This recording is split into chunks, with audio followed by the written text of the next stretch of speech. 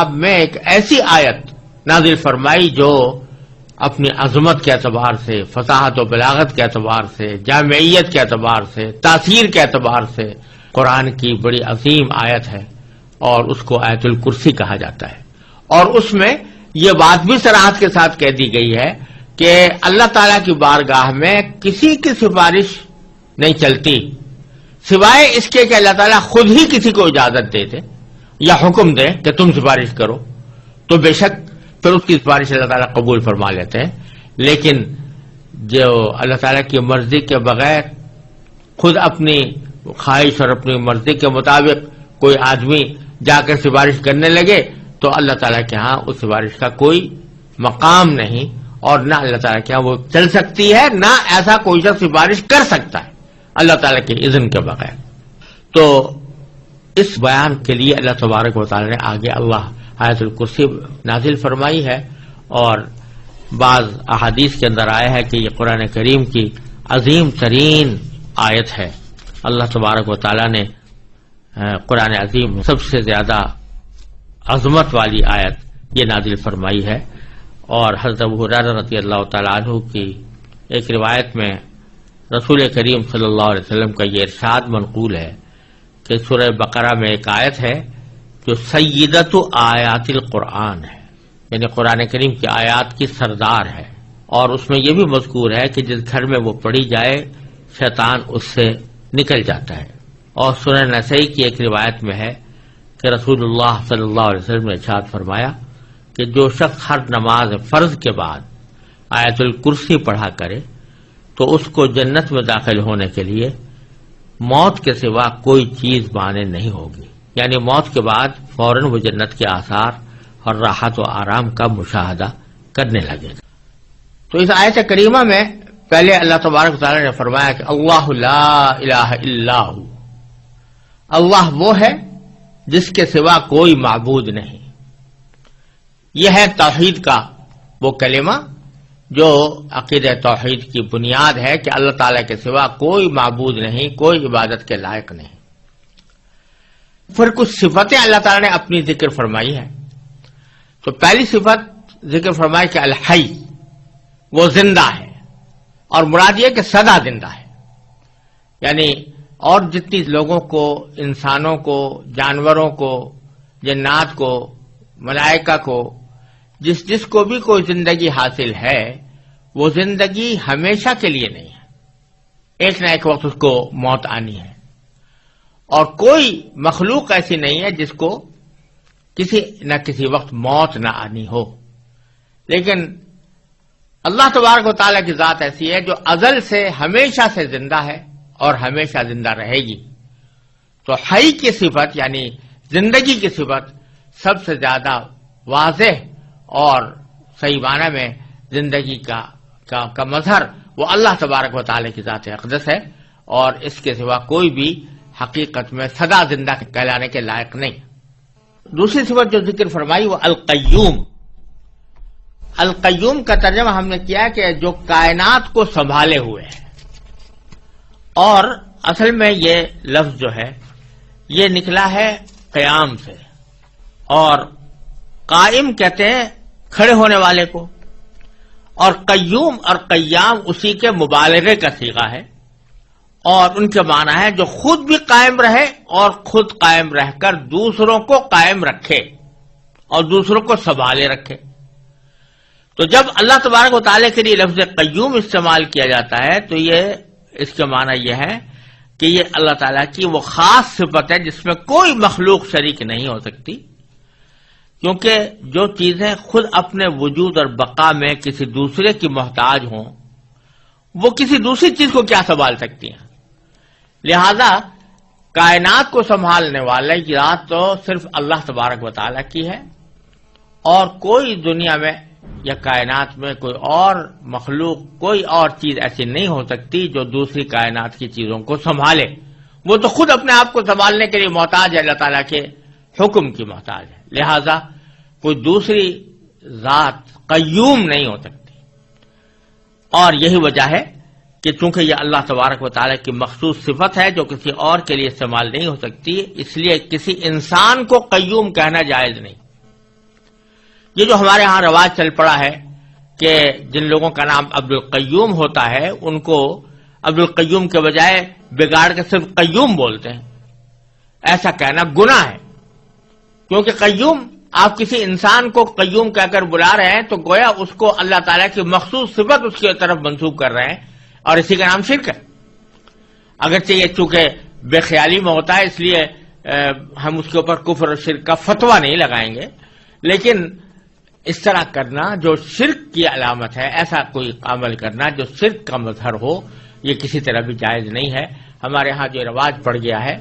عبد القیوم کو قیوم کہہ کر بلانے کا، عبد الرحمن کو رحمان کہہ کر بلانے کا، عبد الرزاق کو رزاق کہہ کر بلانے کا، یہ بہت ہی غلط طریقہ ہے اور اس میں اللہ بچائے شرک کا اندیشہ ہے، لہذا اس سے ہمیشہ پرہیز کرنا چاہیے۔ پھر اللہ تعالیٰ نے فرمایا کہ لا تأخذہ سنۃ ولا نوم، اللہ تبارک و تعالیٰ کو نہ کبھی اونگ لگتی ہے اور نہ نیند، یعنی کہا یہ جا رہا ہے کہ زندہ تو ہے لیکن تم اپنی طرح کی زندگی پر قیاس نہ کرنا کہ جیسی تمہاری زندگی ہے، کہ اس زندگی میں تم محتاج ہو اس بات کے کہ کبھی نہ کبھی تمہارے اوپر موت جیسی نیند طاری ہو، اگر وہ نیند نہ آئے تو تم پریشان ہو جاتے ہو اور تم تھک جاتے ہو، لیکن اللہ تبارک و تعالی ان تمام چیزوں سے بے نیاز ہے، نہ اس کو اونگ لگتی ہے۔ سنہ کہتے ہیں ابتدائی نیند کا جو ابتدائی حصہ ہوتا ہے جس کو اردو میں اونگ سے تعبیر کر سکتے ہیں، اس کو سنہ کہا جاتا ہے، اور نوم باقاعدہ پوری نیند کو کہتے ہیں۔ تو اللہ تعالیٰ کو نہ اونگ لگتی ہے اور نہ نیند۔ پھر فرمایا کہ لہو ما فی السماوات و ما فی الارض، اسی کے لیے ہے جو کچھ ہے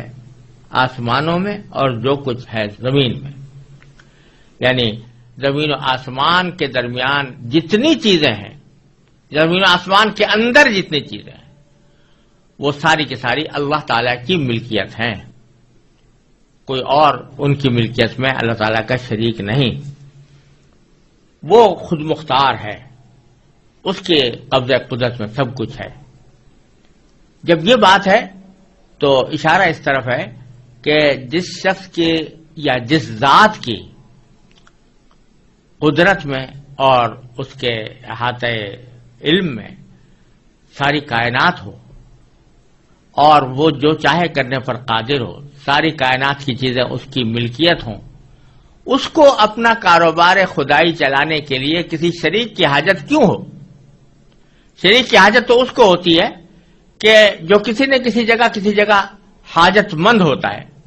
تو اپنی حاجت پوری کرنے کے لیے وہ کسی کی مدد چاہتا ہے۔ اللہ تبارک و تعالیٰ کو اس کی کوئی ضرورت نہیں، ساری کائنات اس کی ملکیت ہے۔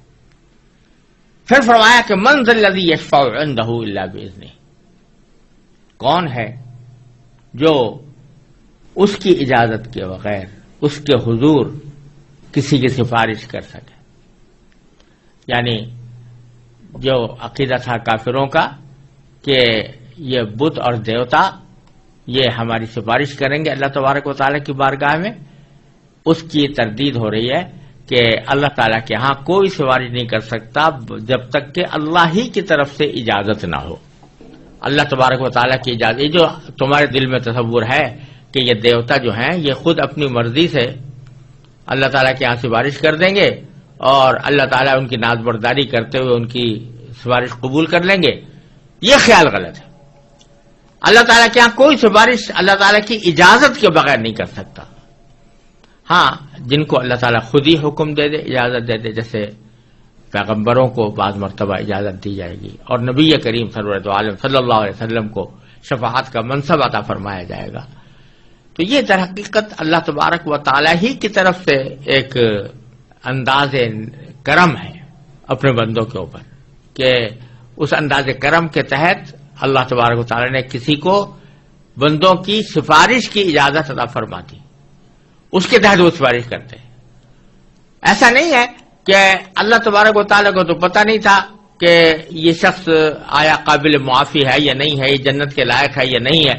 اور پیغمبر کے کہنے سے اللہ تبارک و تعالیٰ نے اس کو جنت میں داخل کر دیا اور اس کی مغفرت کر دی، بلکہ اللہ تعالیٰ کے علم ازلی میں ہے ہر شخص کے بارے میں کہ کون شخص جنتی ہے، کون شخص اللہ تبارک و تعالیٰ کے ہاں مقبول اور مقرب ہے، اور کس کی مغفرت کرنی ہے اللہ تعالیٰ خوب جانتے ہیں. لیکن ایک انداز کرم ہے کہ براہ راست وہ مغفرت اور رحمت کا معاملہ کرنے کے بجائے اس کو نبی کریم صلی اللہ علیہ وسلم کی یا کسی اور پیغمبر کی شفاعت پر موقوف کر دیا کہ یہ سفارش کریں گے تو ہم یہ کرم فرما دیں گے. تو سفارش کرنے والے کا بھی اعزاز ہے، اس میں سفارش کرنے والے کا بھی اکرام ہے، اور ساتھ ہی جس شخص کے ساتھ معاملہ ہو رہا ہے اس کو نبی کریم صلی اللہ علیہ وسلم اور دوسرے پیغمبروں کے ساتھ محبت اور الفت اور تعلق خاطر کا بھی پیدا کرنے کا ایک ذریعہ ہے. لیکن یہ وہ شفاعت نہیں ہے جو دیوتاؤں کی سفارش کا عقیدہ جاہلیت کے اندر تھا کہ یہ لوگ اللہ کی مرضی کے برعلرغم بھی سفارش کر دیں گے اور وہ سفارش اللہ کے ہاں مقبول ہوگی. تو فرماتے ہیں کہ کون ہے جو اللہ تعالیٰ کے ہاں حضور سفارش کر سکے مگر اس کی اجازت سے. یعلم ما بین ایدیہم وما خلفہم، اللہ تعالیٰ جانتا ہے بندوں کے تمام آگے پیچھے کے حالات، بندوں کے تمام آگے پیچھے کے حالات جانتا ہے. یہ بات اس سیاق میں اسی معنی میں بظاہر کہی جا رہی ہے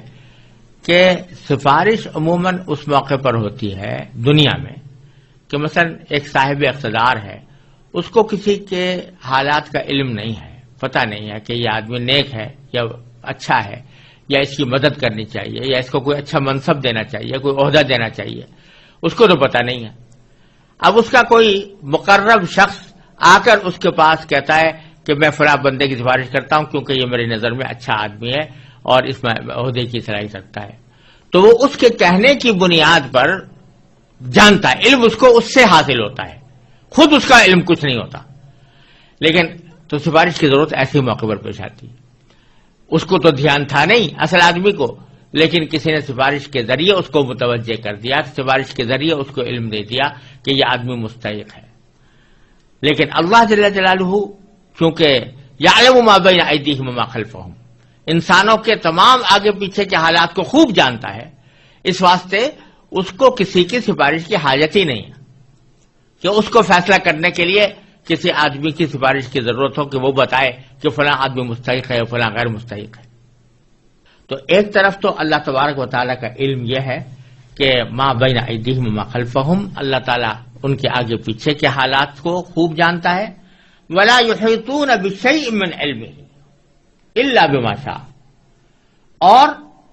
لوگ اس کے علم کی کوئی بات اپنے علم کے دائرے میں نہیں لا سکتے سوائے اس بات کے جسے وہ خود چاہے.